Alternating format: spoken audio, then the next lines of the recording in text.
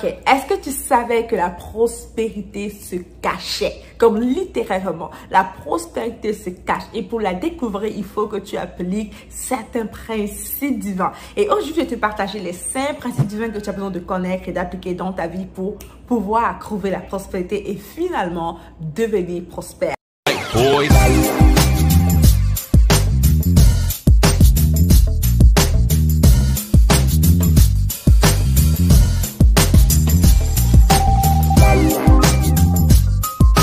Hello, hello, hello, hello, hello, hello. Salut les meilleurs, ici Deborah Comini, je suis mentor en transformation de deborahcomini.com. J'aide les gens ordinaires à créer une vie extraordinaire avec le Seigneur, sans compromettre leurs valeurs, mais en appliquant les principes divins. Et aujourd'hui, on va vraiment parler de la prospérité, comment faire pour découvrir cette prospérité-là, surtout où est-ce qu'elle se cache. Et je t'assure que juste en le connaissant et en l'appliquant, tu pourras par la grâce de Dieu, bien sûr, déclencher la prospérité dans ta vie. Tu sais, dans mon histoire à moi-même, je me souviens d'une période de ma vie où je ne prospérais juste pas. J'avais un travail 9 à 5, j'étais cadre pour une entreprise américaine, j'avais un emploi, j'avais un mari, des enfants, une vie normale. Mais à chaque année, j'écrivais mes objectifs, ce que je voulais atteindre durant l'année. Et à la fin de l'année, presque à chaque fois, les mêmes objectifs étaient là devant moi, pas atteints. Et j'étais juste fatiguée. Je pleurais devant Dieu pour dire, mais qu'est-ce qui se passe? Qu'est-ce que je fais mal? Parce que je lis des livres, j'écoute des vidéos, mais rien ne change dans ma vie. Et là, j'ai découvert ceci, que j'avais beaucoup de désirs dans mon cœur, mais je n'appliquais pas les principes divins qui gouvernaient la prospérité. J'ai découvert cela et c'est ça que je partage avec toi maintenant. Regarde ça. La première clé qu'il faut que tu comprennes, le premier principe qui gouverne tous les autres principes de prospérité, c'est d'abord le principe de la vision. Le principe de la vision te fait comprendre que si ta vision est claire, il y a même d'ailleurs Napoleon Hill qui dit ceci, que whatsoever a man can conceive and believe he can achieve. Ce qu'un homme peut concevoir dans son esprit et croire, il peut l'accomplir. Mais pour accomplir, il faut d'abord qu'il conçoive quelque chose dans son esprit et qu'il croie en cela. Le premier principe, c'est la vision. Qu'est-ce que tu conçois?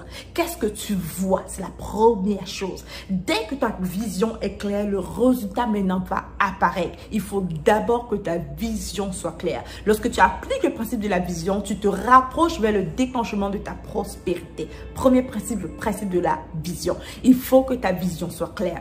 Le deuxième principe ici que je vais te partager, ce n'est pas forcément par ordre le plus important. Le deuxième principe, c'est le principe du service, guys.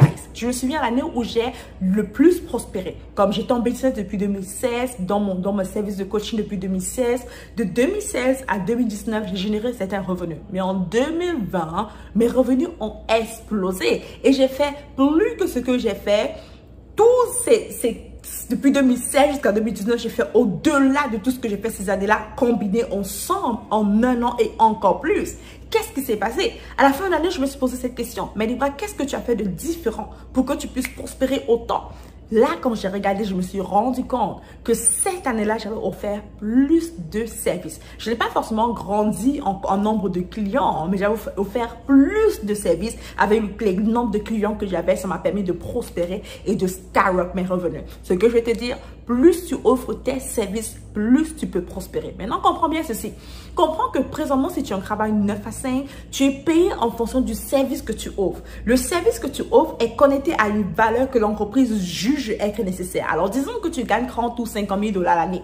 L'entreprise juge que la valeur que tu apportes dans le marché vaut ce montant-là. À cause de ton service que tu donnes, ça vaut un montant de 30 ou 50 000 $ l'année. Maintenant, comprends ça. Si c'est que tu montes ta valeur, tu montes aussi ton niveau de service et tu génères plus de revenus. La prospérité se cache derrière les services. Augmente ta valeur ou bien sers plus. Si tu es un entrepreneur, tu veux servir plus, augmenter ta valeur et servir plus. Ces deux choses-là sont toujours combinées ensemble. Je augmente ma valeur, je sers plus, je déclenche la prospérité dans mon activité ou dans mon emploi qui va s'appeler la promotion. Yes, yes! Le troisième principe ici que je vais te partager, c'est ce principe vraiment très puissant qui nous dit dans Osée 4, verset 6, ça nous dit que le Seigneur qui dit que son peuple périt par manque de connaissances. En fait, ils échouent. Ils sont en train d'échouer, de mourir parce qu'ils manquent la connaissance. Écoute-moi bien, la connaissance, c'est la clé de la prospérité. Présentement, tu connais certaines choses, mais celui qui connaît mieux que toi, celui qui est un expert dans ce qu'il fait, devine quoi, il est mieux payé. J'entends souvent des gens me dire qu'il y a beaucoup de coachs, il y a beaucoup de vendeurs, il y a beaucoup de ceci, beaucoup de cela, beaucoup d'infirmières. Non. Il y a beaucoup peut-être de personnes qui font le même genre de métier, mais il y a très peu d'experts. Ceux qui sont la tête et non la queue, ceux qui sont en haut et non en bas, sont ceux qui sont des experts pour le secteur d'activité. Alors, c'est quoi le secteur d'activité dans lequel tu es? Et décide-toi de devenir un expert. Augmente ta connaissance, pratique, prends 1 heure prends 1 heure chaque jour, ou même 3 heures par semaine, ok? Où tu dis, non, cette heure-là, chaque jour, c'est mon heure où je vais me travailler, je vais me perfectionner dans mon métier. Je me souviens quand j'étais en ressources humaines, c'est une chose que je faisais très bien. 1 heure par jour à peu près, un peu moins, un peu plus parfois. Je m'asseyais pour vraiment étudier, pour m'améliorer dans le domaine. Enfin, de devenir cadre, au cadre, directeur. C'est ce que tu veux faire. Que tu sois un entrepreneur ou un employé, tu veux grandir dans la connaissance, ok? Tu veux grandir dans ta connaissance, te perfectionner. Une autre histoire, je me souviens d'un homme que j'ai écouté une interview. C'était l'un des hommes les plus riches aux États-Unis, qui est un Africain, qui était l'un des hommes les plus riches aux États-Unis en tant qu'un Africain. Et durant cette interview-là, on a dit qu'il était médecin. Et la question, c'est comment se fait-il qu'un médecin comme lui fait autant de millions alors que les autres médecins ne font pas autant de millions? La réponse fut vraiment simple. Il est allé augmenter sa connaissance. Il a dit, lui ne s'arrêtait pas. Dès qu'il finit de graduer dans tel domaine, il va encore étudier dans ça. Il va encore étudier dans ça. Il s'est tellement perfectionné. Il est devenu un expert rare et aujourd'hui, il gagne bien plus au-delà que ses compétiteurs. Right? Pourquoi? Parce qu'il a monté sa connaissance. C'est ce que tu veux faire. Tu te concentrer sur faire grandir ta connaissance. La prospérité se cache derrière la connaissance. Finalement, une cinquième chose, c'est que la prospérité se cache aussi derrière la générosité. La prospérité se cache derrière la générosité. Toujours. Pourquoi? Écoute cette parole extraordinaire biblique qui nous dit dans Proverbe 19, verset 17. J'adore la Bible, guys. Cette parole nous dit simplement ceci. Cette parole nous dit que lorsque tu donnes aux pauvres, tu empruntes à Dieu qui est le maître. Lorsque tu donnes à ceux qui sont dans le besoin, tu empruntes en Dieu. Donc, comment, lorsque tu es généreux envers ceux qui sont dans le besoin, tu empruntes à Dieu. Et je t'assure que s'il y a une personne que tu veux emprunter, que tu veux devoir, que tu veux que la personne te doit, c'est Dieu absolument. S'il y a une personne à qui tu veux emprunter, c'est à Dieu. Absolument. Pourquoi? Parce qu'il est meilleur que la banque. Il est meilleur que n'importe quel business. Il te rembourse toujours avec intérêt et sur intérêt. Alors, il faut que tu sois généreux. Tu sais, la vérité est que la prospérité n'est pas juste pour toi et ta famille. Ok, bien que c'est beau d'avoir un yacht, c'est beau de voyager en première classe ou classe affaires. C'est bien beau d'avoir une grande maison, mais ce n'est pas que pour toi. Dieu te bénit pour qu'il veut que tu puisses être une bénédiction pour d'autres personnes. La raison pour laquelle Dieu te choisit pour t'élever, c'est parce qu'il veut voir en toi plusieurs nations. Dieu pense générationnel. Alors il faut aussi que toi, tu puisses penser générationnel. Le désir de prospérer n'est juste pas égoïste maintenant, mais ça devient vraiment générationnel. Bénir d'autres personnes, aider d'autres personnes. Alors, la raison pour laquelle tu veux faire cela, c'est parce que la prospérité se cache derrière la générosité. Plus tu donnes, plus on te donne aussi. Celui qui arrose est aussi à son tour arrosé. C'est un principe divin que tu ne veux pas négliger. Tu sais, je me souviens d'une période de ma vie où j'avais l'impression de donner beaucoup à mon église locale, à ceux qui sont dans le besoin. Bref, je donnais et je donnais, je donnais. Et un jour, je me suis dit, mais qu'est-ce qui se passe? Debra, disons que je gagnais un certain montant régulier, un emploi 9 à 5, disons je gagnais peut-être, je ne sais plus exactement combien je gagnais, disons juste 2500 $ par mois. C'est juste un exemple. Ok. Alors, disons que j'allais juste 2500 $ par mois. Et à la fin du mois, je comptais, je me rendais compte que je donnais au-delà de ce que je gagnais.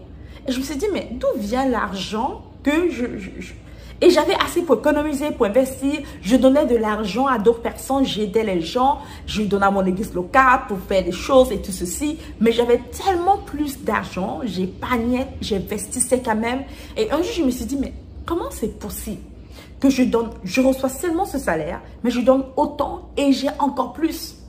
Et j'ai compris que Dieu est un Dieu fidèle, qu'il répond toujours à ses promesses. Lorsque tu donnes aux pauvres, lorsque tu aides les veuves, les orphelins, ceux qui sont dans le besoin, tu prends soin de tes parents, de ta famille, Dieu te regarde d'un œil favorable. Il te permet d'avoir plus qu'assez et il te protège du dévoreur. Alors aujourd'hui, gars, je t'ai partagé les clés pour pouvoir trouver la prospérité en appliquant les principes divins. Premièrement, je te dis que la prospérité se cache derrière la vision. Ensuite, la prospérité se cache aussi derrière le service. Et aussi, la prospérité se cache derrière la générosité. Et aussi, la prospérité, ou bien finalement, se cache derrière la connaissance. Applique ceci aujourd'hui. Décide-toi de créer un plan pour devenir plus généreux. Décide-toi de créer un plan pour monter ta connaissance. Décide-toi de clarifier ta vision et surtout d'améliorer ton niveau de service. Et je t'assure que dans le nom de Jésus, par la grâce de Dieu, bien sûr, tu seras prospère. Yes, yes, que l'église dise Amen. Amen. Alors, écris dans le chat, je serai prospère. Et like cette vidéo, partage bien sûr, abonne-toi à ma chaîne YouTube. Et on se dit à la prochaine pour une autre vidéo par la grâce de Dieu qui va pouvoir t'élever et te permettre de créer une vie extraordinaire avec le Seigneur. Sois béni.